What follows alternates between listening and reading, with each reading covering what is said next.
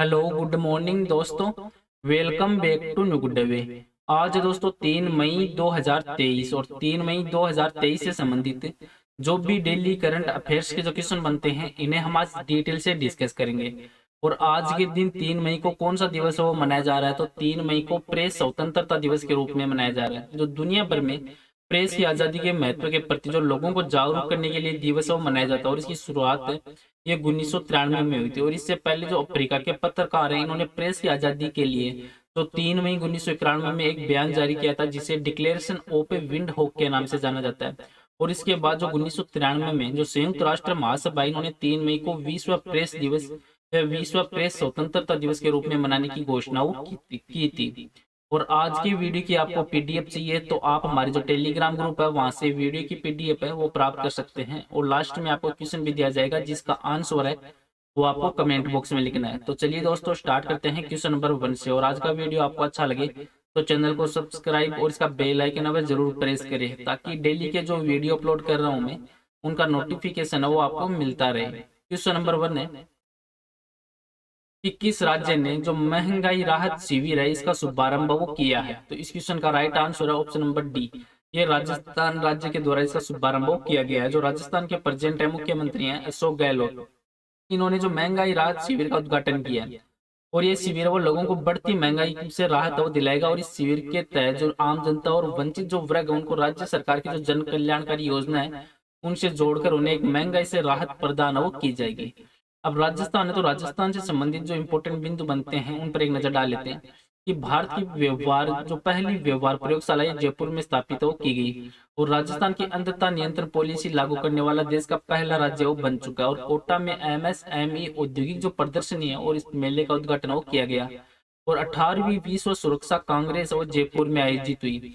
और कोटा में विज्ञान केंद्र और तारामंडल का निर्माण वो किया जाएगा। और भारतीय सेना की जो दक्षिणी पश्चिमी कमान है इनके द्वारा शत्रुनाश अभ्यास का आयोजन और राजस्थान में किया गया।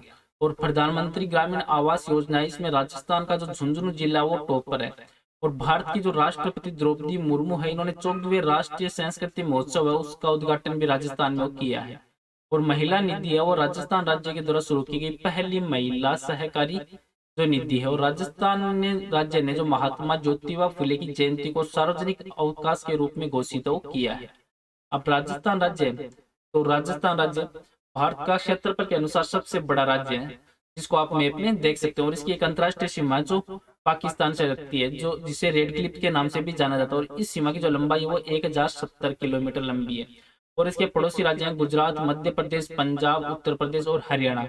और राजस्थान के प्रेजेंट मुख्यमंत्री हैं अशोक गहलोत और राज्यपालक कलराज मिश्रा। और राजस्थान राज्य का जो गठन है ये 30 मार्च 1949 को राजस्थान राज्य का गठन हुआ था। और 30 मार्च को राजस्थान स्थापना दिवस के रूप में भी मनाया जाता है। और राजस्थान की जो राजधानी है वो जयपुर है। और राजस्थान है तो राजस्थान में 3 बाग अभ्यारण्य हैं जिसमें मुकुंदरा हिल्स, रणथंभौर और सरिस्का। और भरतपुर के जो समीप में केवलादेव राष्ट्रीय उद्यान भी राजस्थान में है। नेक्स्ट क्वेश्चन है क्वेश्चन नंबर 2 कि साइकिलिंग फेडरेशन ऑफ इंडिया इसका अध्यक्ष है वो किसे चुना गया है। तो इस क्वेश्चन का राइट आंसर है दोस्तों ऑप्शन नंबर सी।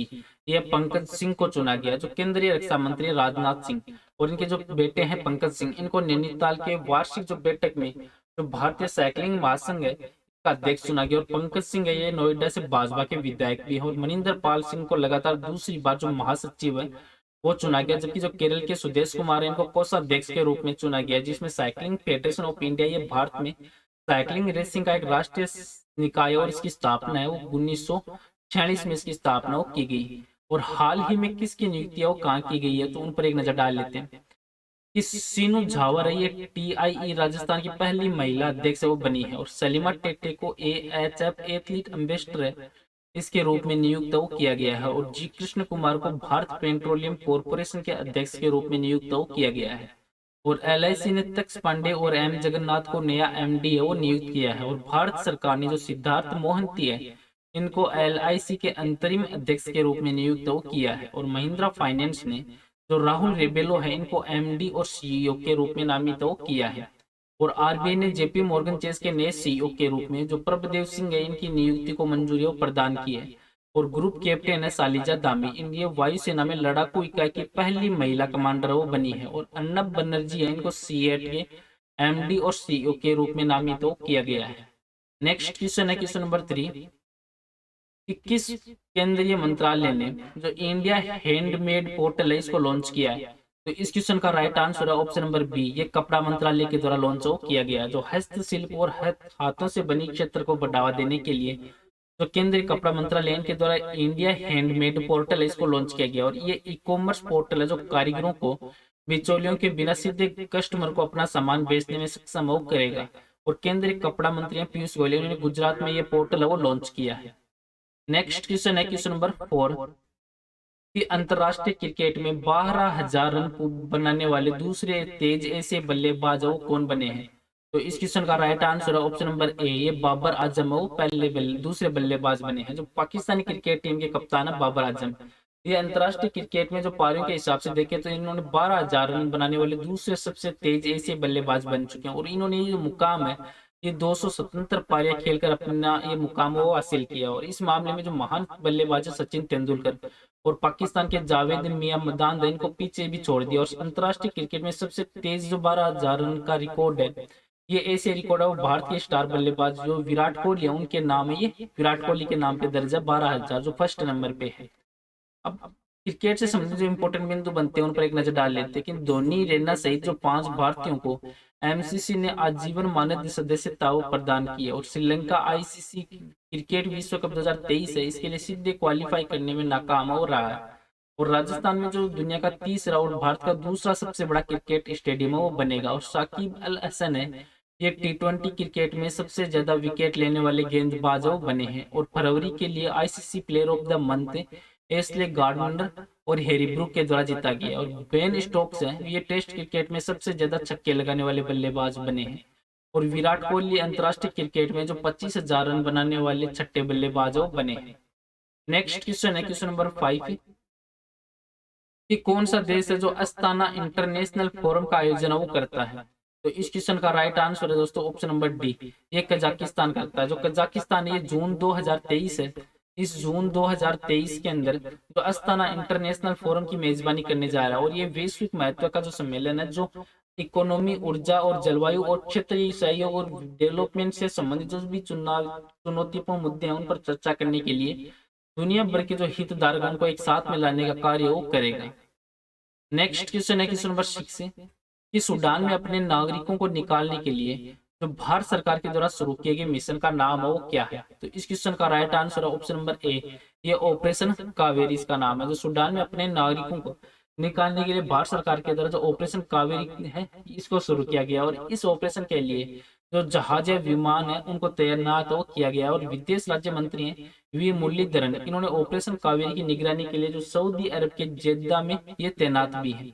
अब ऑपरेशन कावेरी है इससे संबंधित जो हाल ही में या इन सालों में भारत के द्वारा कौन कौन से ऑपरेशन है या किए गए हैं उन पर एक नजर डाल लेते हैं कि ऑपरेशन गंगा ये 2022 में ये उन सभी भारतीय नागरिकों को वापस लाने का मिशन है जो वर्तमान में यूक्रेन में फंसे हुए हैं।